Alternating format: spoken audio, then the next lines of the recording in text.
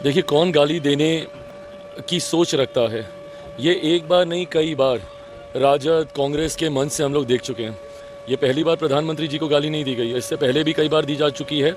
और इनके सुपुत्र आदरणीय लालू जी के सुपुत्र मेरे छोटे भाई तेजस्वी जी के सामने मेरे परिवार को, मेरी माँ मेरी बहन को, जिस वक्त ये स्वयं मंच पे खड़े थे, भाषण दे रहे थे, उस वक्त लोकसभा चुनाव के दौरान, उस वक्त भी इन्होंने एक बार कुछ नहीं कहा। भाई, हम ये नहीं कह रहे हैं कि आपने गाली दी, या पर जिस तरीके की भाषा का इस्तेमाल आप करते हैं, अब राहुल जी जिस तरीके से तू तड़ाक करके बात करते हैं प्रधानमंत्री जी के बारे में, भाई आप विचारों के मतभेद हो सकते हैं, पर उम्र में तो वो आपसे बड़े हैं ना प्रधानमंत्री।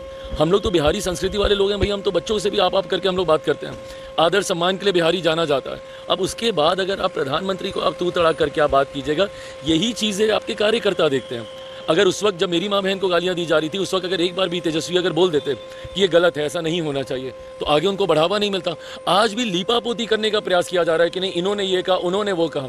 अरे हकीकत है, ये तो सुनाई दिया ना, आपके मंच का एक इस्तेमाल किया गया है। इतना ही कह देना कि भाई ऐसा नहीं होना चाहिए, हम लोग इसका वो नहीं करते हैं। आप सिर्फ लीपापोती कर रहे हैं, आप पक्षपात कर रहे हैं कि नहीं इन्होंने भी ऐसा कहा, तो उसने ये कहा, तो उसने वो कहा। और ये गुजराती और ये सब क्या है भाई, हमारे देश के प्रधानमंत्री हैं, कितना बांटेंगे ये लोग। दिक्कत तो यही है कि इन लोगों ने हम लोग को जाति में बांटा, धर्म में बांटा, अब क्षेत्रवाद में बांट रहे हैं, कुछ लोग भाषा के आधार पर बांट रहे हैं। कितना बांटेंगे आप भैया देश को।